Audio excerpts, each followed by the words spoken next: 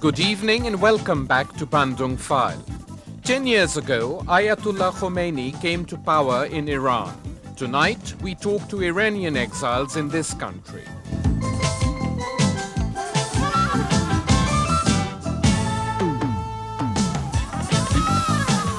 After the break, we look at the life and work of the Jamaican poetess Jean Binta Breeze.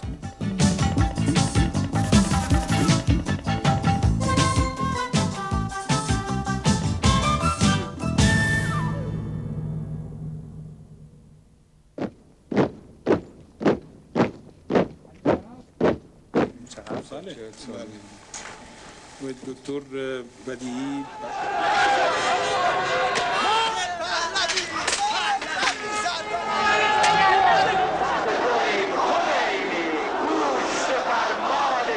میخوایم خرابه هایی که شاه ایجاد کرده ترمیم کنیم و کارهایی که شاه کرده است و مملکت را از همه جهات عقب رانده است، میخواهیم اونها را اصلاح کنیم و به جای شاه یک حکومت عدل اسلامی، حکومت دموکراسی به تمام معنا، حکومت مستقل و ایران مستقل میخوایم درست کنیم. ایران آزاد مستقل درست میکنیم انشاءالله. 1979. Khomeini returns from exile in France. Many hope a new Iran will be built on the ashes of the Shah's regime. For Western governments, the Shah's fall was a major setback. But though Khomeini represented a return to fundamentalist Islamic values, he was preferable to the radical movement which had brought down the Shah.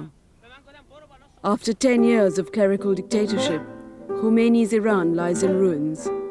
Britain and other Western governments are scrambling for a share of her wealth. But the fundamentalist regime has just launched into the largest massacre of political prisoners since the early 1980s. Far from home, exiles keep alive the dreams of the generation of 1979, which Khomeini is determined to destroy.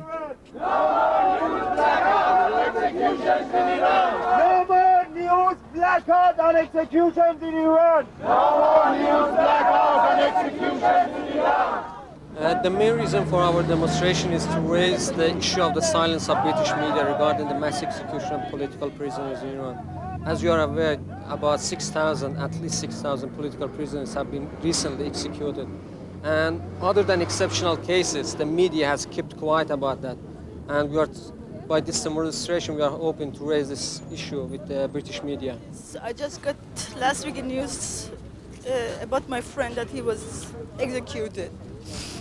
He was supposed to be in prison for 20 years. He was arrested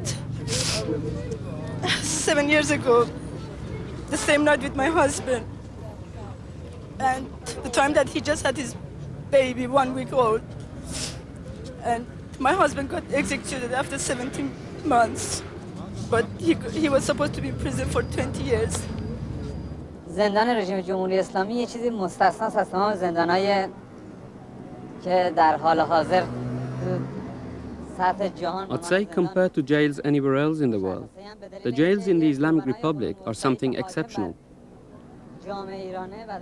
This is because the medieval superstructure, which now dominates Iranian society, has made these jails stand out. What I mean is, the prisoners cannot distinguish between living and dying. A prisoner is always anxious that, at any time, he or she could be brought before the firing squad, without any trial or evidence. It is this which is unique to the Islamic Republic. Down with Islamic regime of Iran! Down with Islamic regime of Iran! Down with Islamic regime of Iran! Down with Islamic regime of Iran! The causes which brought about that revolution have not gone away. In fact, they have become intensified. Unemployment is worse, economic situation of the masses is worse. Many problems that existed before the revolution and caused that revolution exists today, the masses have not forgotten the revolution itself, because despite the defeat, there were glorious moments in that revolution. Everybody has gone through that experience. That experience cannot go away so easily. There is still some hope of the fact that there may be another uprising around the corner. Anything can bring it about, any crisis of the regime itself, or any successful fight by any section of the masses can act like a catalyst to bring about other demands on other sections of the masses. So we are still hopeful of the fact that this regime is not permanent, as it were. Either it would have to be removed from the top, or it would be removed from below. The unpopularity of the war and the threat of instability combined with superpower pressure forced Iran to negotiate a ceasefire with Iraq. After 10 years, Khomeini's regime has failed to deliver its most basic promises. At the UN, government spokesmen adopt a pragmatic facade as they woo Western states to provide loans for the urgent task of reconstruction. Both sides have decided to resume full diplomatic representation.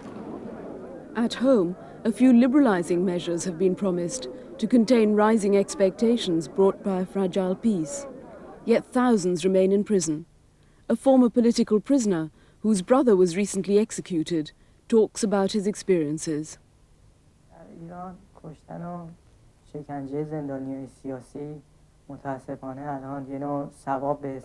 Torturing and killing political prisoners in Iran is considered to be a deed for the good of God. One of the most common forms of torture is whipping. Another is called Apollo.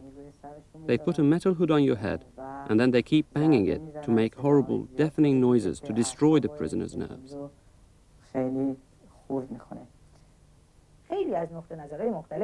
Some have said the people of Iran made a revolution.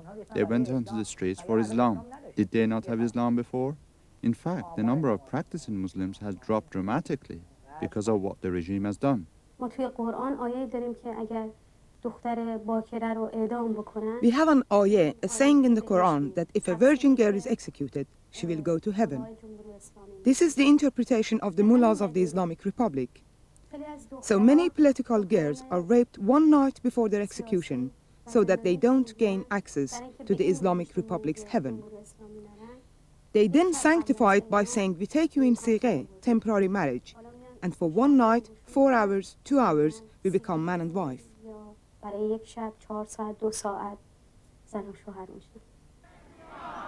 Political executions continue. Amnesty International says the true total could be thousands. Under pressure to open its prisons for human rights inspection, the regime seems bent on emptying them by simply murdering all the political prisoners. For most people, normal life remains a memory. The war cost Iranians $500 billion and 1 million dead and wounded. Each family lost a member. I do not wish to delimit myself to a part. My whole land is a garden of wounds. Listen, just listen. Bullets, bullets, bullets. Her wounds are my ornaments, the flowers of my carpets, the darkness of my oil. Her wounds are the vessels of my nourishment. We smell their fragrance, engraved into the mountain breeze, and inhale it to grow up. And you, raise your heads and look into her eyes. Listen to the murmuring symphony of their impertinence, punctuated by death, war, and nausea. Look into her eyes, spheres of hope and treachery, of uprising and deterioration, brightness and wounds. Listen, just listen. Bullets, bullets, bullets. Exiles from Khomeini's terror now face another threat. In Britain, the government denies all but 6% of Iranian applicants full refugee status. With the normalization of diplomatic relations, Anoush and Munir, who risked death trekking out of Iran, may be forced to return if the Home Office says their country is now moderate and stable. امکان بازگشت که مسلما برام نداره چون خطر جانی برام داره با شرایطی که گذشته داشتم در ایران.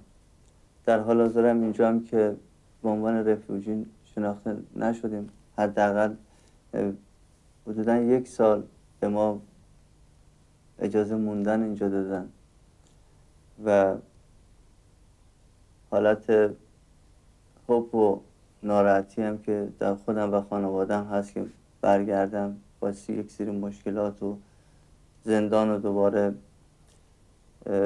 مرگ و زندگی مسئله است، مطرح است. برای خودم که آینده‌ای نمی‌بینم و بچه‌هام هم که خیلی از اون روزی که اومدم با مشکلات زیادی برای بچه‌هام مخصوصا روبرو شدم.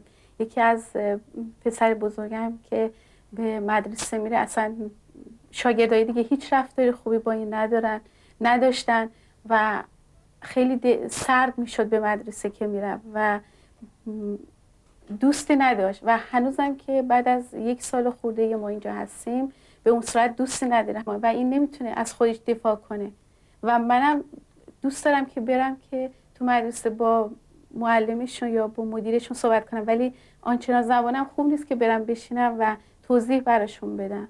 مجبورم که نرم. Britain, strange country of fog and orange lights, where exiles cherish their memories. Farzaneh Taidi was one of the most respected actresses of Iran. Now she performs for the Iranian community abroad, nurturing traditions suppressed in her country.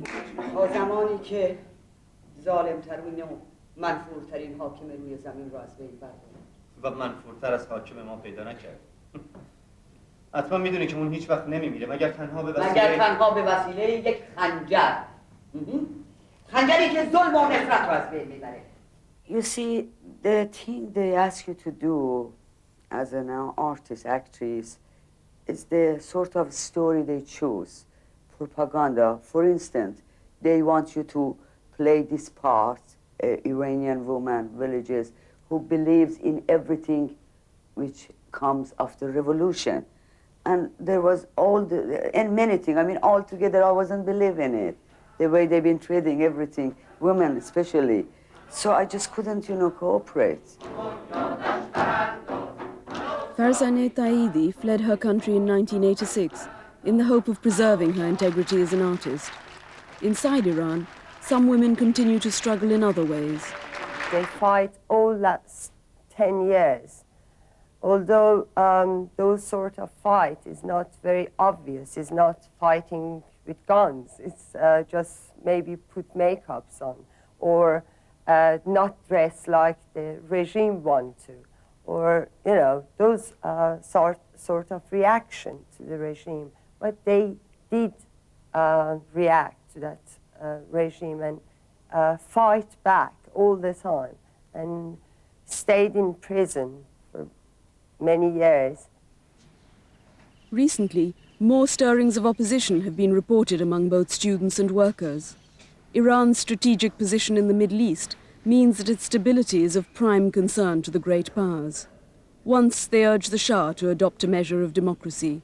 Now they urge the Islamic Republic to liberalize. The impression given by the Western press is that pragmatic clerics are in control. Iran is coming in from the cold.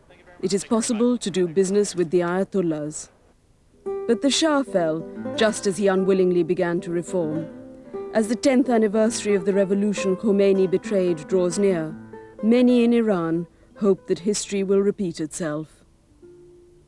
As far as the population itself, the masses are concerned, and the left is concerned, the sentiment is there, but the organization isn't there.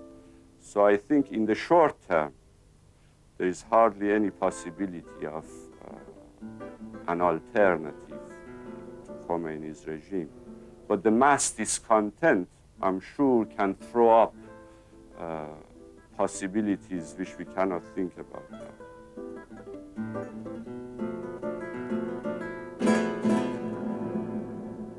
We asked the Iranian embassy to respond to allegations in this program. They provided the following statement. Since the establishment of the ceasefire following sincere and serious efforts made by the Islamic Republic of Iran in bringing peace to the area, certain Western media are viewed unfavorably through unfounded and foul allegations about the internal situation in Iran. We believe that such kind of rumors are fabricated by the elements who could neither survive in a peaceful situation nor within the firm and genuine efforts of the Iranian authority in the establishment of an everlasting peace and justice.